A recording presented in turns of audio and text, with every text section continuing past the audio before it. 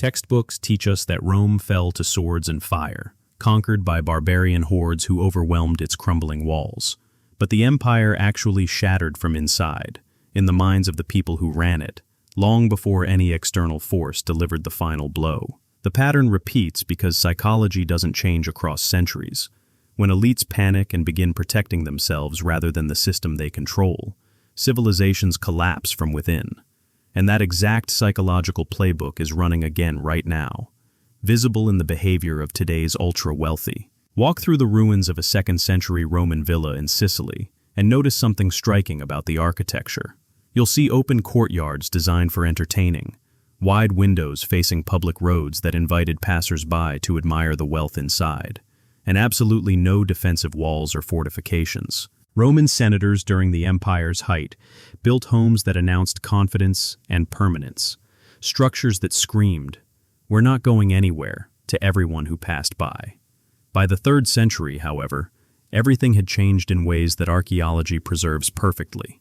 The same elite families who once built open, welcoming urban mansions started constructing rural fortresses with thickened perimeter walls, closed-off arcades, and windows transformed into defensive positions.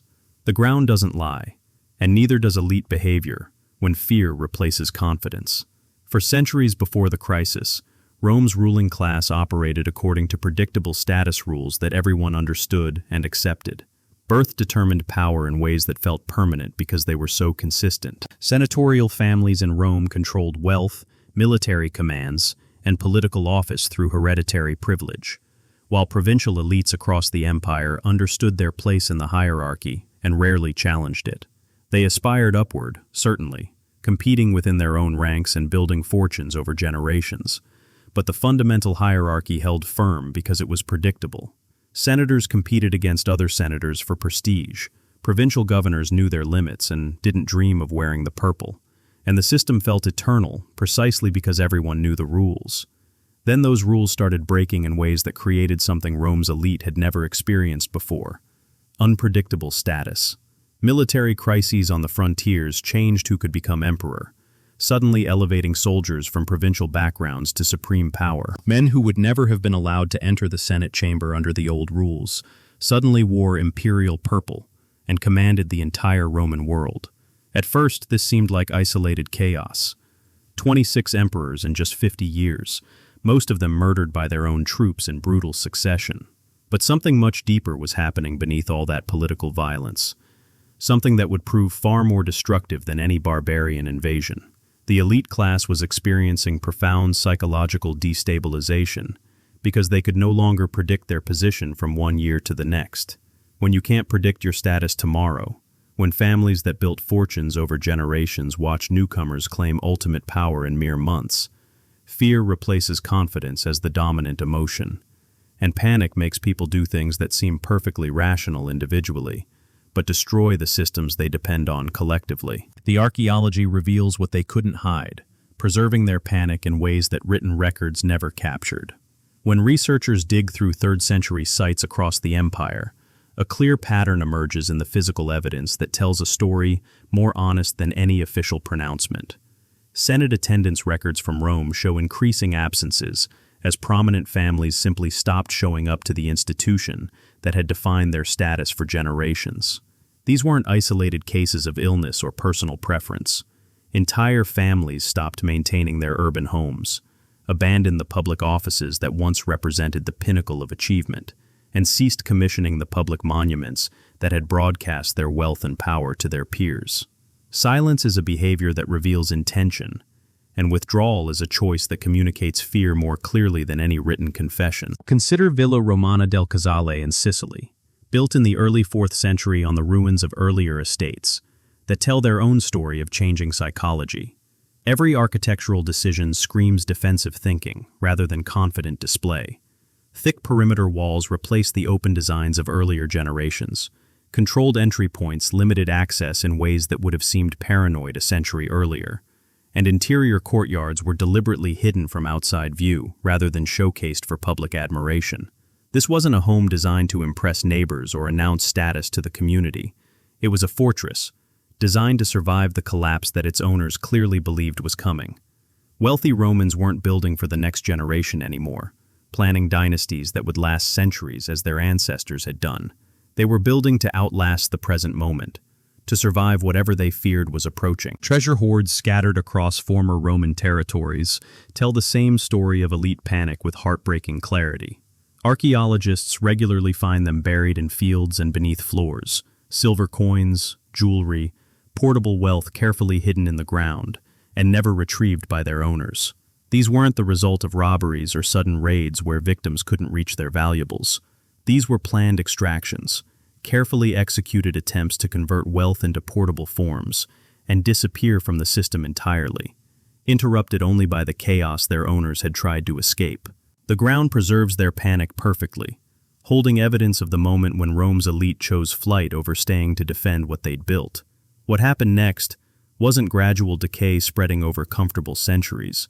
It was active self-destruction, accelerated by the collective impact of individually rational decisions. Roman senators hoarding wealth removed massive amounts of capital from circulation throughout the empire. Merchants couldn't secure the credit they needed to finance trading expeditions. Businesses couldn't expand or even maintain their operations. And trade networks that had functioned smoothly for generations began to freeze and fracture. The economy contracted, not because barbarian armies destroyed infrastructure, or because some external force disrupted commerce, but because Roman elites themselves withdrew from the system that had made them wealthy. Each elite family was making perfectly rational individual choices to protect their position and secure their wealth in uncertain times. Together, without any coordination or conspiracy, they created the exact crisis they feared was coming. The political cascade followed an identical pattern of self-fulfilling prophecy. As established senatorial families retreated to their rural estates and abandoned their traditional roles in governance, power vacuums opened in cities across the empire.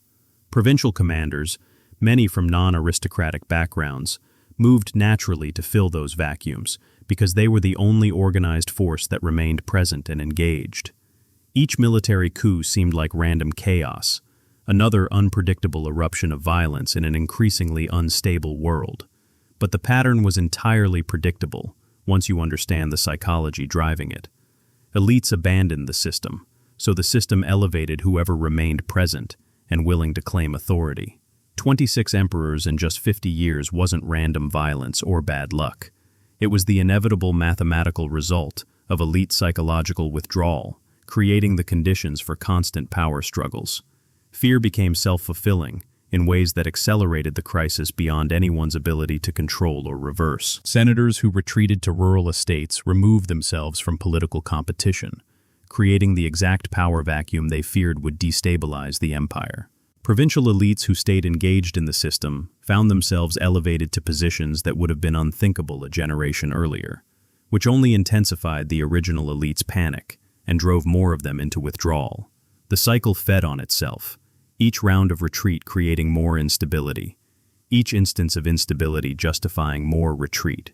Between 235 and 284 CE, at least 51 people received the title of emperor, legally or otherwise, most holding power for mere months before being murdered by the very troops who had elevated them. This wasn't random chaos. It was the mathematical inevitability of a system where the traditional power holders had psychologically checked out. The empire physically fractured into three competing states by 268 CE, a visible manifestation of the elite psychological fracture that had been building for decades. The Gallic Empire controlled the western provinces, including Gaul, Britannia, and parts of Hispania. The Palmyrene Empire dominated the eastern provinces of Syria and Egypt.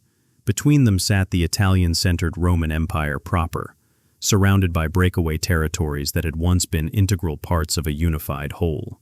What textbooks present as external threats or military defeats was actually elite psychology manifesting in political geography. When provincial commanders like Postumus and Gaul no longer believed the center would hold, they stopped sending resources to Rome and established their own regional power bases instead. When Zenobia in Palmyra watched Roman elites abandon the eastern provinces psychologically, she filled that vacuum with her own authority. Emperor Valerian's capture by Persian forces in 260 CE crystallized the crisis in a single humiliating moment.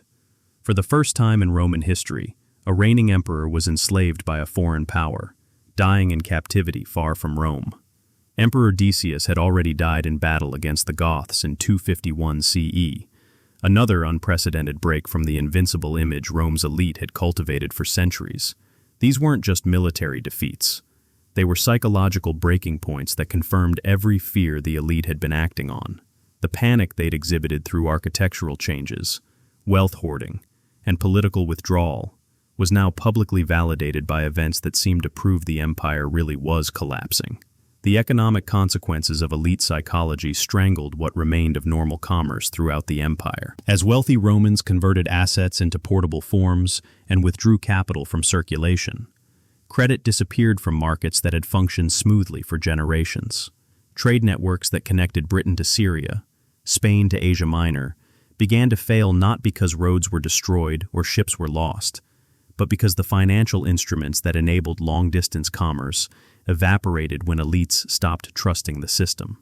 Merchants couldn't finance expeditions without access to capital, and capital was buried in rural estates or hidden in treasure hoards rather than circulating through the economy.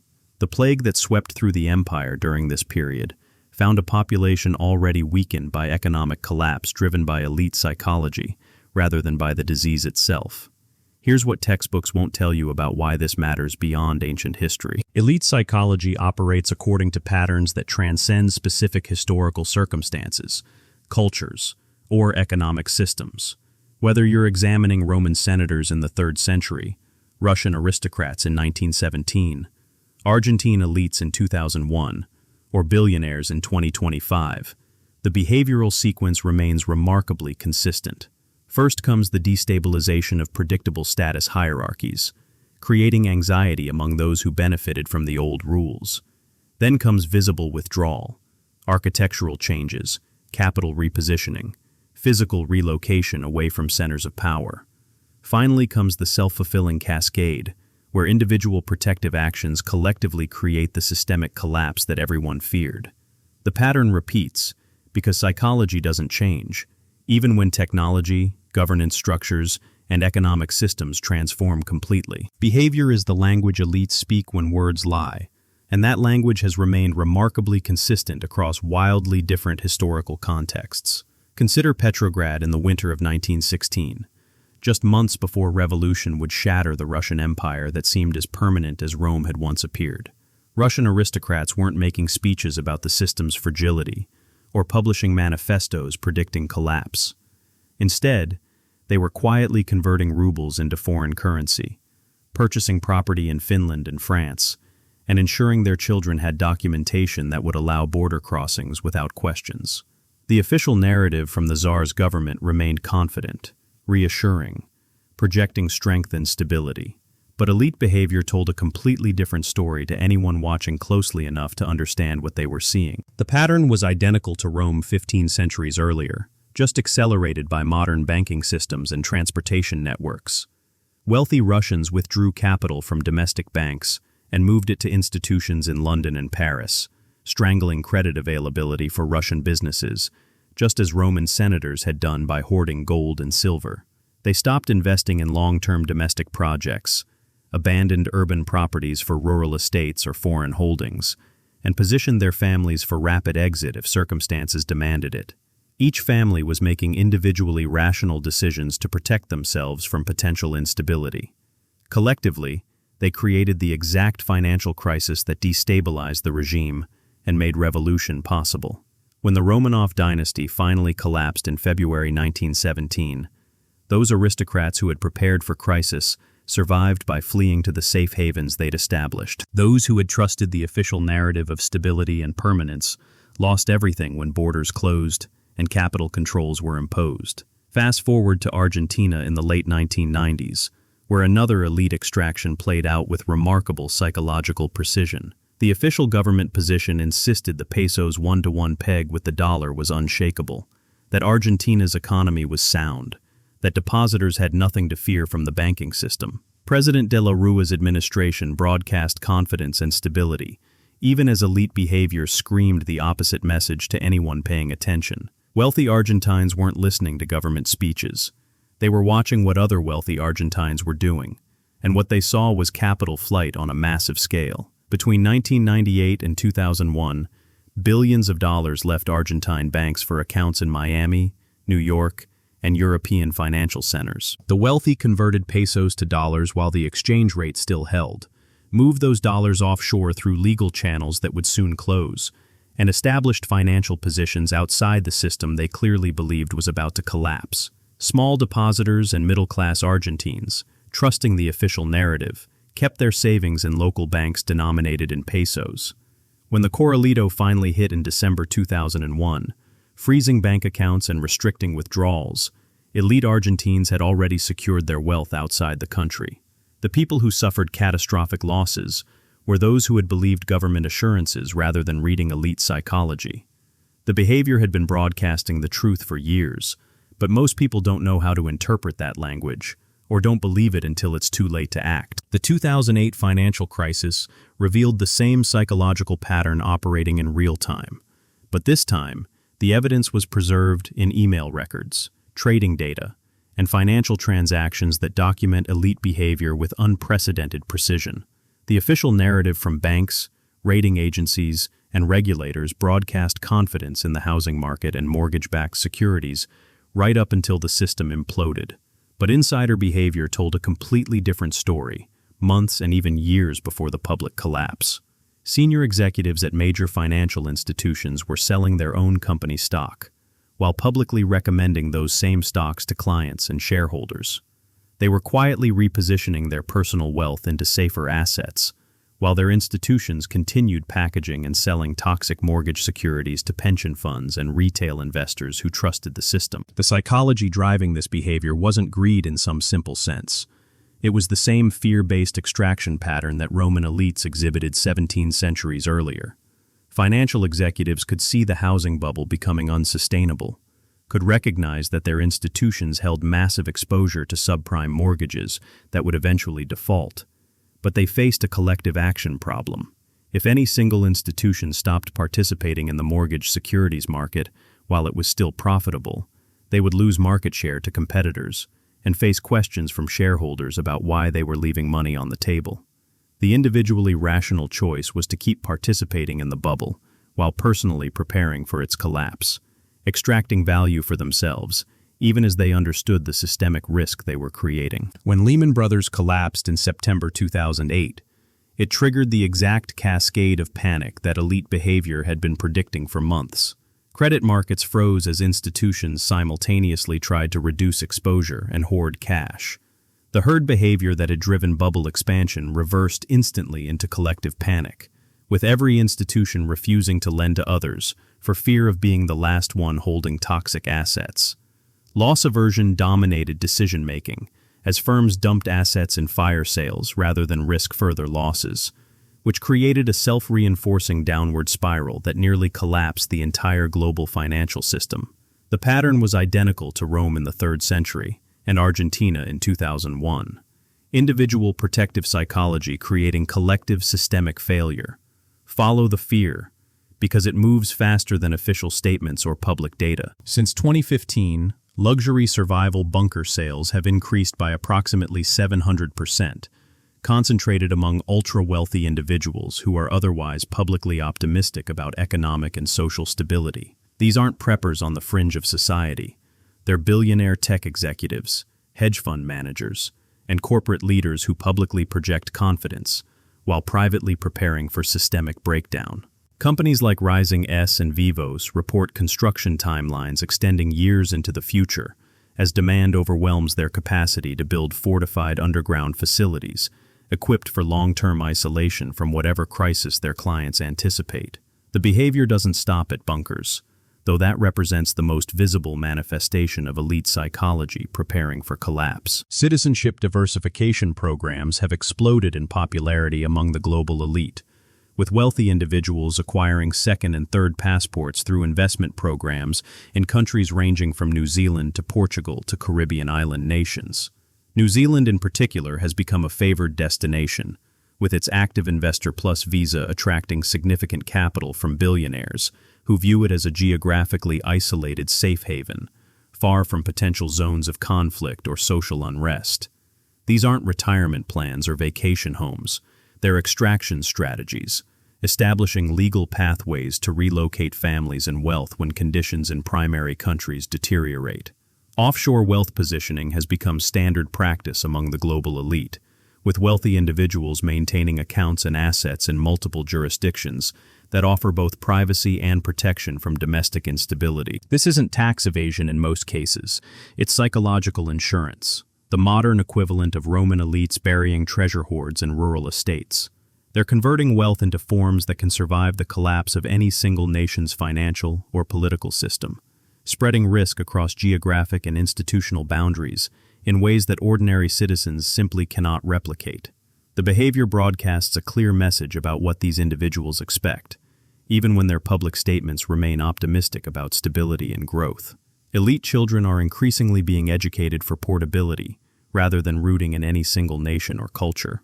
International schools, multiple language fluencies, and exposure to different countries from early childhood aren't just cultural enrichment.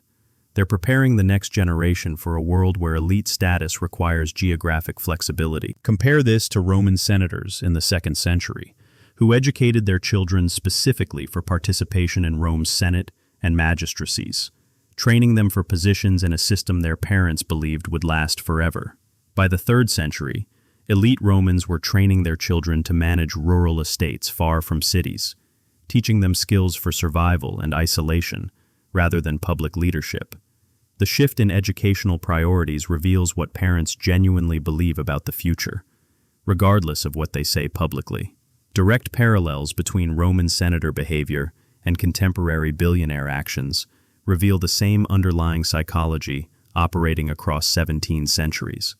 A Roman senator moving his family from an urban mansion to a fortified rural villa in Sicily is psychologically identical to a tech billionaire purchasing a remote estate in New Zealand, complete with underground bunkers and independent power systems. Both are responding to unpredictable status hierarchies by creating physical distance from the systems they believe are destabilizing.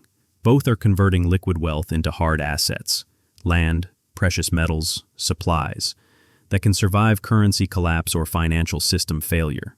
Both are reducing their dependence on complex supply chains and institutional infrastructure they no longer trust to function reliably. The acceleration of wealth inequality since 2008 has created the same destabilization of status hierarchies that triggered Roman elite panic in the 3rd century. When billionaires can emerge seemingly overnight through technology or financial engineering, when entire industries can be disrupted and reordered within years rather than generations, traditional elite families face the same psychological crisis Roman senators experienced when provincial commanders started becoming emperors. Status becomes unpredictable, and unpredictable status generates fear, and fear drives the protective behaviors we're witnessing accelerate across the global elite class. Each decision makes perfect sense individually. Who wouldn't want insurance against catastrophe if they could afford it? Collectively, however, these decisions remove capital, leadership, and psychological investment from the systems that create stability in the first place. The behavior they don't publicize tells you everything about what they actually expect. Public statements from billionaires and major investors typically project confidence in markets, institutions, and the durability of current systems. Behind those statements sits behavior that screams the opposite.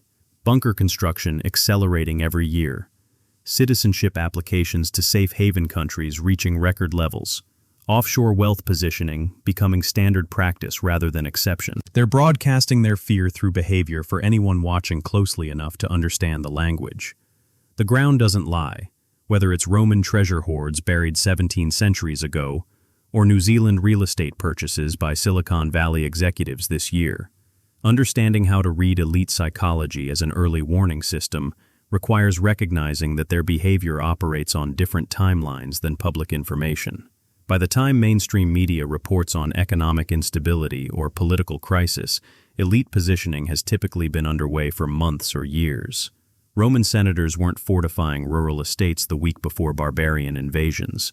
They were making architectural decisions years in advance based on psychological shifts they felt long before concrete threats materialized. Russian aristocrats weren't opening foreign bank accounts in February 1917, when revolution exploded in Petrograd. They'd been quietly moving capital abroad since 1914 or earlier, reading social tension that hadn't yet produced visible crisis. The lag between elite behavioral shifts and public awareness of crisis creates an information advantage for those who understand how to interpret the signals. Watch for architectural and geographic decisions first, because these represent the highest commitment signals of elite psychology.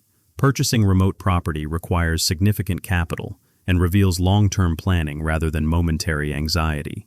When bunker construction companies report years-long waiting lists and 700% increases in demand since 2015, that's not random fluctuation. It's a coordinated psychological shift across the elite class, responding to something they perceive in ways that haven't yet filtered into mainstream awareness. When New Zealand's investor visa program sees sustained applications from Silicon Valley executives and hedge fund managers, that represents considered decisions by people with access to information and analysis unavailable to ordinary citizens. Financial positioning offers another readable signal, though it's harder to track directly for privacy reasons. What becomes visible through citizenship investment programs, real estate transactions in safe haven countries, and occasional leaks about offshore holdings reveals a broader pattern of capital repositioning away from domestic systems. The behavior mirrors Roman elites converting assets into portable forms, gold, silver, jewelry, rather than maintaining investments in land, businesses, or loans that required systemic stability to retain value. Modern equivalents include converting paper assets into cryptocurrency, precious metals, or real estate in politically stable jurisdictions with strong property rights protections. Each conversion reduces an individual's dependence on any single nation's financial or political system, continuing to function normally. Educational choices for elite children provide another window into genuine expectations about the future. When wealthy families prioritize international schools, multiple language fluencies, and cross-cultural experiences over deep rooting in single national systems, they're preparing the next generation for geographic mobility, rather than for leadership within existing institutions. Compare this to elite educational choices during stable periods, when families invest in networks and credentials specific to their home country's power structures. Ivy League degrees for American elites, Oxbridge for British aristocracy, Grandes Écoles for French elites. The shift toward portable education that isn't tied to any single nation's institutional structure reveals parental expectations that current systems won't reliably persist in forms their children can depend on throughout their lifetimes. The direct psychological parallel between Roman senators abandoning the Senate to retreat to rural estates and modern billionaires establishing bolt holes in New Zealand, while publicly maintaining confidence in markets and institutions, demonstrates that human elite psychology hasn't changed across 17 centuries. Both groups faced destabilizing unpredictability in status hierarchies that had previously felt permanent. Both responded with individually rational protective measures that collectively undermined the systems they depended on. Both broadcast optimism publicly, while their behavior screamed preparation for collapse. The pattern doesn't repeat because of some conspiracy or coordinated plan. It repeats because fear-driven psychology operating under similar conditions produces similar behavioral outputs regardless of technology, culture, or economic systems. What makes the current moment particularly revealing is how concentrated and visible elite protective behavior has become in just the past decade. Bunker construction companies report demand increasing approximately 700% since 2015, with waiting lists extending years into the future as ultra-wealthy clients compete for limited construction capacity. These aren't modest safe rooms added to existing homes. They're sophisticated underground facilities, costing millions of dollars, equipped with independent power generation, water filtration systems, and supplies calculated to sustain families for months or years of isolation from whatever crisis their owners anticipate. The clients commissioning these structures include tech billionaires, hedge fund managers, and corporate executives who publicly project confidence about economic stability and social cohesion, while privately preparing for systemic breakdown. New Zealand has emerged as a particularly favored destination for elite extraction planning. With its geographic isolation, political stability, and natural resources making it an ideal safe haven in the eyes of global elites. The country's investor visa programs have attracted sustained applications from wealthy individuals who are establishing legal residency rights, purchasing remote properties, and creating the infrastructure for rapid family relocation if conditions in their primary countries deteriorate. These aren't retirement plans or vacation homes. They're carefully constructed exit strategies that mirror Roman elites establishing fortified rural estates far from urban centers they no longer trusted to remain safe. Tech executives from Silicon Valley, financial professionals from New York and London, and wealthy individuals from across the developed world are replicating the same pattern that preceded Rome's collapse 17 centuries earlier. Behind the official narrative of economic growth and institutional stability sits a reality visible only through elite behavior, their positioning for crisis while broadcasting optimism. Offshore wealth diversification has become standard practice rather than exception among the ultra-wealthy, with assets spread across multiple jurisdictions to survive the potential collapse of any single nation's financial or political system. Educational choices for elite children increasingly prioritize geographic mobility and cultural flexibility over deep institutional connections to any single country,